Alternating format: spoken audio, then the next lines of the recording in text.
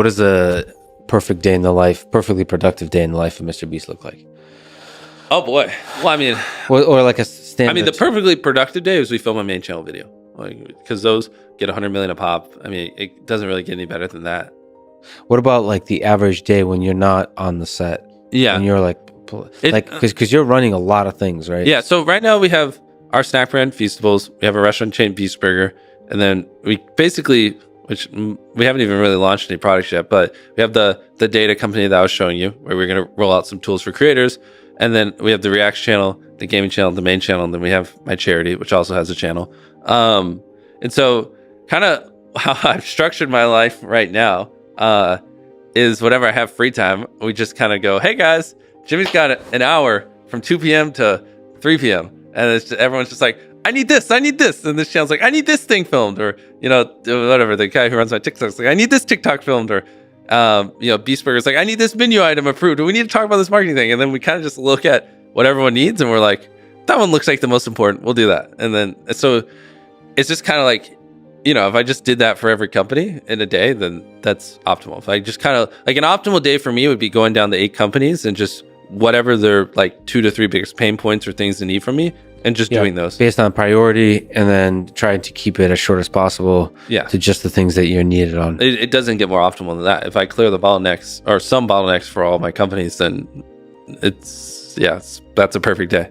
Yeah, I mean, even just me, because you're showing me around and you're being a great and gracious host, but on top of that, you're just doing all these meetings. You basically I felt bad at some points. I was like, oh, I just tricked him into going to meetings with me. He's like my little meeting buddy. Yeah, I mean, it was fun. It's fun to see it. It was fun to see how effectively you've delegated. You basically trust the team to do a really good job on the various things, and there's just a strong team that's able to carry the flag on all the different tasks. Yeah, from the brainstorming in the main channel to the reacts and so on. Yeah, it's really interesting. I mean, it's really interesting what it takes to build a team like that, because you very quickly build a very large team that's able to scale, which is very scary, because it's my first, I'm 24, and I think I was telling you this earlier. It's funny because 6 years ago I had to raise my hand to go use the bathroom, and now I'm in charge of hundreds of people and entertain hundreds of millions of people. And so it is crazy just how quick it comes up. And I wish I was a little bit older so I could have ran a couple companies and failed a few companies in the past, and like learn from those and apply those here. Because I know for a fact, when I'm 34, I'm 24 now, when I'm 34, I'll know so much more about running a business and scaling and hiring and how to lead people and better effectively communicate, and all these different skill sets that will make me a better leader. That's the only thing that sucks, is I just don't have those, because I just haven't been through the lessons, and I just have such a lucrative thing on my plate right now, and it just sucks that I have to learn the lessons with the lucrative thing. You know what I mean?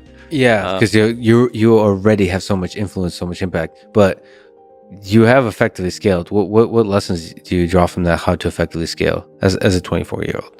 That's something I feel like I actually could give a lot of value to young people who are doing it. Like older people who've built 5 companies or whatever they do. I probably couldn't. They're going to be like, oh, this is so obvious. But for younger first-time business owners, you gotta just experiment, to be honest. And but for us, like, it's just a new space. No one had really ever scaled up 100-person team to make content on YouTube. Mm-hmm. So there wasn't I spent all this time, like, I hired one person from Disney at one point to come in and help. And obviously that was a dumb idea looking back on it. But, I thought, oh, they make great stuff people want to watch, and they come over here and help me build a team.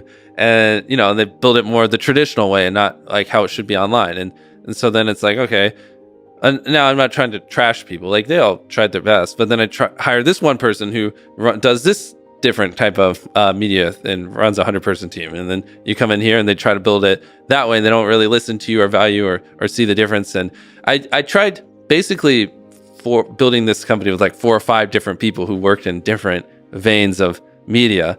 And, every single time it's just like, they just don't get it. And they don't understand my world. And the eventual solution was just like to roll up my sleeves and do it myself, with like James, my right-hand man, and just like, no one's ever done this, and like no one's gonna just give us a golden carrot and tell us how to build this company. We got to figure it the fuck out ourselves. And you have to kind of build up people from scratch then. Yeah, exactly. All the stuff I was talking about earlier, and all the lessons I learned along the way.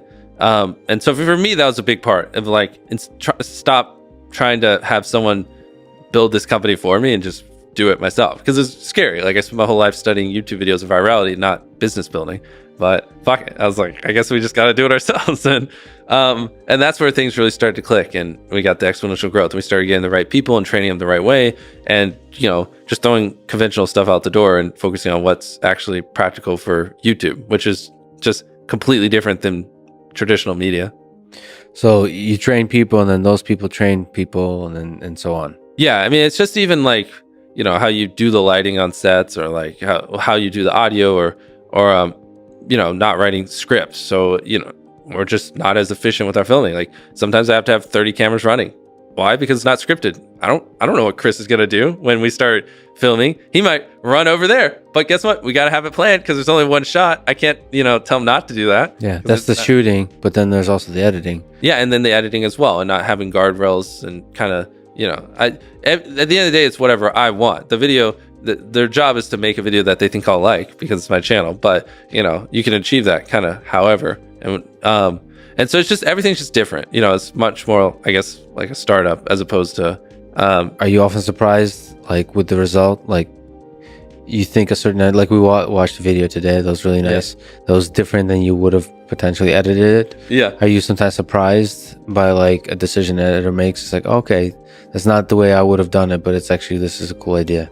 Yeah, of course. Yeah. The thing, my biggest fear is I don't ever want to get trapped in like a bubble of, because we are getting 100 million views of video on the main channel. Like, but I don't want to get in this feedback loop of just my ideas are great, or not feedback loop, but stop learning and improving, because it is easy sometimes to be like, what we're doing is working, we need to just keep doing it. I want to keep learning and trying new things. And I guess one way I'd put it is like, you don't when you're on a come up or you're growing, you don't want to test new things once you start to plateau or have a downtrend, because if you're like, you're skyrocketing, right? You're up, and then you level off and you start to go down, and you're like, oh, this isn't working anymore, let's start experimenting. Well, if you have a bad experiment, now you're in like a tailspin, you're nosediving, and you have one more bad experiment, you're like screwed, kind of. I'm oversimplifying. You want to test things while you're still growing to keep the growing from happening, because once you like have, again, very oversimplifying that, like, kind of level off, you do a couple tests, they go wrong, you're like screwed. What I mean? You're already out the door, and now you're just confirming that you were out the door and online entertainment. So that's kind of how I see it. So I think it's very imperative that you're constantly always experimenting and trying things, even if you're getting crazy, unheard of growth.